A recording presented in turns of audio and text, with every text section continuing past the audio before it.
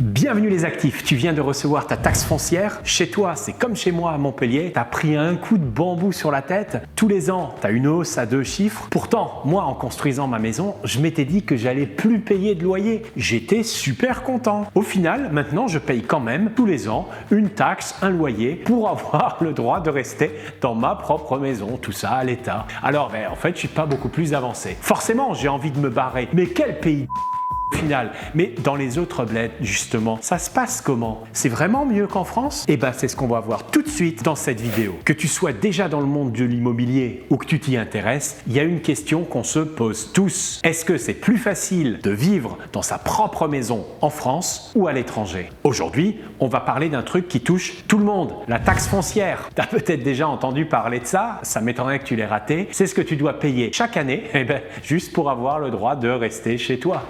Même si tu es proprio et surtout si tu es proprio, tu as encore des frais. Mais est-ce que c'est vraiment mieux ailleurs? Dans certains pays, les propriétaires ne payent presque rien. Alors est-ce qu'on devrait tous fuir la France? On va comparer et attention, la réponse pourrait bien te surprendre. Spoiler alerte, il y a des choses que personne ne te dit sur les taxes à l'étranger. Et si je t'informais par exemple qu'il existe des moyens de payer beaucoup moins qu'ici en France, sans avoir même à déménager?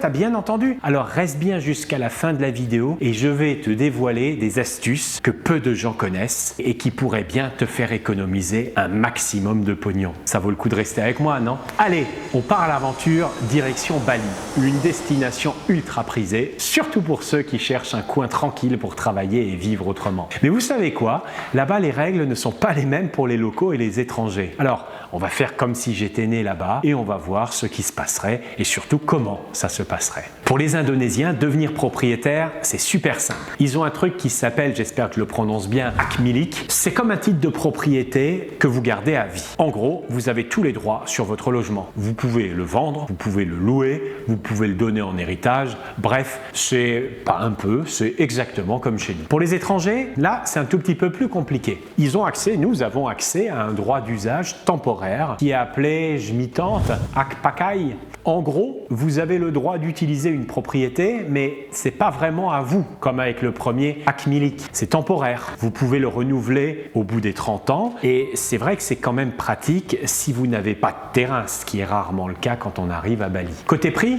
ça reste bien plus abordable que les grandes villes françaises, mais attention, c'est pas cadeau non plus. Par exemple, un appartement en bord de mer dans une zone assez populaire comme Bukit, il peut coûter pour 100 mètres carrés entre 380 et 400 000 euros. Si ça vous semble beaucoup, je vous invite à aller vous promener du côté de la Côte d'Azur et je vous dis là directement bon courage. Si vous vous éloignez un peu des zones touristiques, vous pouvez même vous trouver des appartements à la campagne, toujours pour les mêmes 100 mètres carrés, entre 50 et 75 000 euros. Côté taxes, ça ressemble un peu à ce qu'on a chez nous. Mais sauf qu'à Bali, les taxes, elles sont vraiment plus faibles. En France, ça peut grimper jusqu'à 1% de la valeur de votre logement. Alors qu'à Bali, c'est 10 fois moins cher. C'est peut-être pour ça que beaucoup de gens rêvent d'aller investir là-bas. Bon allez, on prend un billet en business class et on file à Dubaï. Déjà, le système d'accès à l'immobilier est très avantageux pour les étrangers, ce qui explique certainement les arrivées massives. Oui, mais si tu étais émirati, né là-bas, que se passerait-il? Et déjà c'est une bonne nouvelle, c'est simple et flexible. Alors là c'est clair, on n'est pas en France. Les citoyens des Émirats Arabes Unis peuvent acheter des biens immobiliers en pleine propriété, freehold dans tout Dubaï, sans les restrictions imposées aux étrangers. Idem pour les terrains à construire. Il y a même des programmes gouvernementaux pour avoir des logements à prix réduit. Sur le fond, c'est pas très éloigné de la France, si ce n'est que là-bas, niveau programme, ça envoie du lourd. Et pour les taxes, c'est si sympa que ça là-bas? Écoute plutôt la suite. Contrairement aux étrangers qui doivent payer des droits d'enregistrement, généralement 4% de la valeur du bien, les Émiratis bénéficient d'exonérations fiscales et même de subventions. This is social by Dubai. Pour les prêts, c'est un peu pareil. Taux très avantageux et encore plus flexible pour les locaux. Simple, flexible. Ces mots, c'est le kiff. Et maintenant le scoop. Dubaï, une ville de pété de thunes, de proprio de Lamborghini ou d'Aston Martin.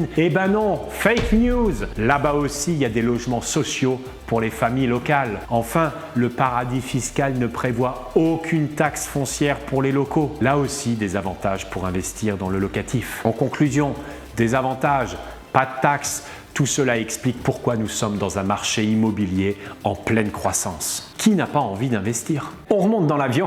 D'ailleurs, ça, je crois que tout ça, c'est pas vraiment bon pour mon bilan carbone. Bon, allons aux US. Précision, ce sont des États dits unis. Donc, évidemment, il se peut qu'il y ait des différences selon où vous allez. Mais dans les grandes lignes, on est sur ce que je vais dire. Pour la taxe foncière, c'est comme chez nous. Un pourcentage en fonction de la valeur du bien. C'est la même chose. Alors, par exemple, vous avez la Louisiane qui est connue pour avoir des taux très bas et le New Jersey pour avoir les taux les plus hauts. Pour la plus-value à la revente, là aussi, c'est assez similaire. On paye sur la plus-value et la résidence principale est exonérée, mais il y a des plafonds, je crois de l'ordre de 500 000 € pour un couple. Là où c'est sympa, c'est l'interaction que ça a avec les impôts. Par exemple, chez nous, c'est seulement lors d'investissements locatifs que vous pouvez déduire des charges. Chez eux, la taxe foncière, les intérêts d'emprunt, tu peux déduire ça des impôts fédéraux. Et attention, stop aux rumeurs, les Américains sont vertueux et pas que des acharnés de la clim à fond et des voitures qui polluent plus qu'un Boeing. Il y a des crédits d'impôt pour tout ce qui concerne l'isolation, les panneaux, etc. Par contre, j'espère que chez eux, c'est un peu plus simple que chez nous. Petite parenthèse, l'ancien président Nicolas Sarkozy avait souvent parlé de ce qu'on appelait l'hypothèque rechargeable. Cette idée, elle vient des US. Globalement, ils financent un peu comme nous. Les taux sont fixes ou variables, les durées vont jusqu'à 30 ans. Nous, désormais, on est bridé par le HCSC. Tu pourras trouver une vidéo à ce sujet en cliquant ici, à 25 ans. L'hypothèque rechargeable qu'ils ont, ça correspond à un concept de Home Equity Line of Credit, l'acronyme HELOC. C'est une forme de prêt où les propriétaires peuvent emprunter de l'argent en utilisant en fait la différence entre la valeur actuelle du bien et le solde qui reste sur leur prêt. Ça a bien d'ailleurs contribué à la crise des subprimes en 2007 et la réglementation s'est depuis durcie. Comme quoi on jalousait leur système et le nôtre nous a davantage protégés. Bon, allez, on va pas tarder à rentrer, mais avant, filons vers un pays limitrophe. On va partir chez nos voisins allemands. Deutsche Qualität. Je choisis ce pays parce que chez eux, il n'y a pas tout de même des masses de propriétaires. Et on va tout de suite voir pourquoi. Déjà, le marché, il est super stable. Les réglementations sont très rigides. Contrairement à de nombreux pays, l'Allemagne a historiquement eu un taux de propriétaires relativement faible. Ça représente à peu près la moitié des ménages. Et dans les grandes villes comme Berlin, Munich, les taux sont encore plus bas, avec forcément, s'ils sont plus bas, une majorité de la population qui loue. Si tu te demandes pourquoi, il y a quelques explications. Déjà, les loyers sont hyper régulés. Il y a des lois très strictes sur la protection des locataires, avec des contrôles sur l'augmentation des loyers. On ne fait pas ce qu'on veut. Mais c'est aussi une question de culture, et leur culture financière, elle est très conservatrice. Les Allemands, ils n'aiment pas s'endetter pour acheter un bien immobilier, aussi parce que ils savent qu'il n'y aura pas de plus-value immobilière importante à long terme. En synthèse, la location, elle est moins chère, et les prix, bien qu'ayant augmenté les dernières années dans les métropoles, est plus abordable que chez nous. Sur les financements, pas de gros sujet. Ça va aussi jusqu'à 30 ans. Il y a du fixe, il y a une hypothèque. Par contre, rigueur germanique oblige, tu as plutôt intérêt à avoir mis du pognon de côté. Parce que si tu apportes pas 20 à 30% des fonds, tu cours le refus. Ça calme. Bref, le sujet, c'était les taxes. Je vais pas m'essayer à prononcer les mots qui vont apparaître, mais j'ai presque l'impression d'un copier-coller avec ce qu'on fait dans l'Hexagone. Vous allez me donner votre avis. Le premier, c'est ça, Steuer à la fin. Quand tu achètes, tu as les droits de mutation. Chez nous, c'est à peu près 5%. En Allemagne, c'est selon les États fédéraux, entre 3 et 6,5. Ensuite, tu as les Notarkosten. Chez nous, 2,5 à peu près. Chez eux, 1,5 à 2. Bon, pas de quoi fouetter un chat. Ensuite, les provisions. C'est les agents immobiliers, ça va de 3 à 7. Toute ressemblance avec la France serait purement fortuite. Et pendant que tu détiens le bien, attends, tu vas pas être déçu. La taxe foncière, Grundsteuer chez eux. Chez nous, ça varie selon les départements, les communes et la valeur du bien. Et chez eux, c'est pareil. Et ça se paye tous les ans aussi. Pareil, quand tu revends, suspense, comment ça s'appelle déjà? Speculation, Steuer. De toi, moi, franchement, ces mots, ça me donne vraiment envie d'apprendre l'allemand. Non.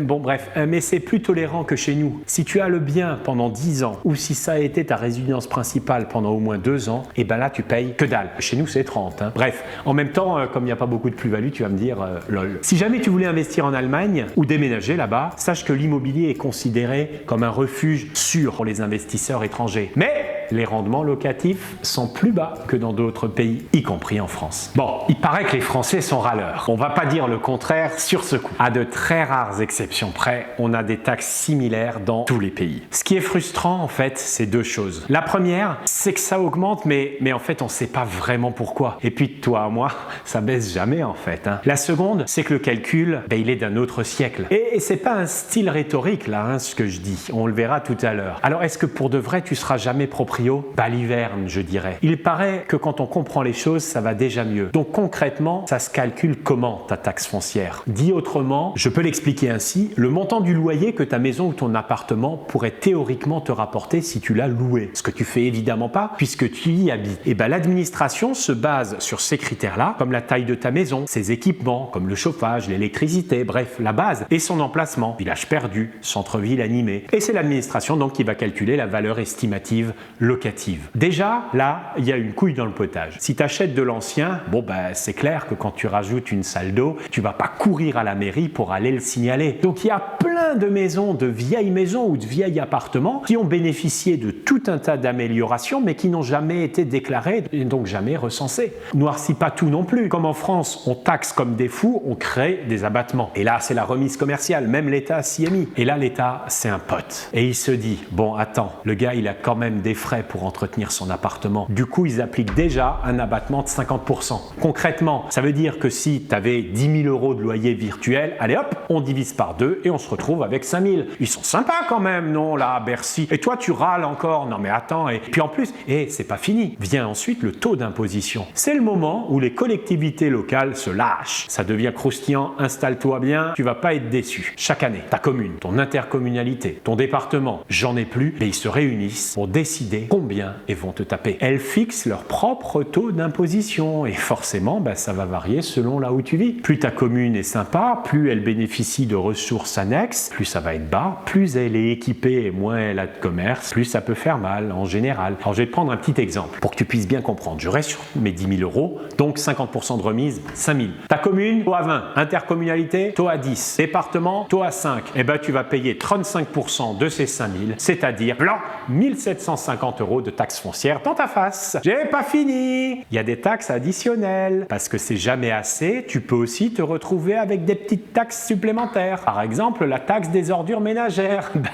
Tu pensais quand même pas qu'ils allaient collecter tes poubelles gratuitement, non? Quoique moi, je suis en train de me demander, avec tous les allers-retours que je fais pour trier plastique, verre, etc., ils pourraient me filer du pognon quand même. Bon, il peut aussi y avoir des taxes spéciales d'équipement. Si ta région décide, par exemple, de construire un super tramway, une piscine municipale, un stade ou je ne sais quoi. Bon, maintenant, les bonnes nouvelles existent. Des exonérations temporaires. Accroche-toi. Si ton logement est neuf, t'es à peu près tranquille pendant 2 ans, ou presque. Si t'es dans une catégorie spéciale, genre t'as plus de 75 ans ou tu touches certaines aides, tu peux même être exonéré complètement. Pas mal, non? Enfin, à condition de rentrer dans les bonnes cases quand même. Est-ce que ça va changer? Bon, si on nous dissout de nouveau l'Assemblée, ça pourrait passer à la trappe, mais a priori oui. Les valeurs locatives cadastrales, je le disais précédemment, sont d'un autre siècle. Elles ont été calculées sur des prix des années 70, rien que ça. Donc l'administration devrait nous dépoussiérer tout ça pour mieux coller à la réalité. Donc si toi tu pensais échapper à une augmentation, prépare-toi parce qu'en général quand ça dépoussière, ça va toujours dans le même sens et ça pourrait bien bouger dans les prochaines années. Voilà, la taxe foncière en fait c'est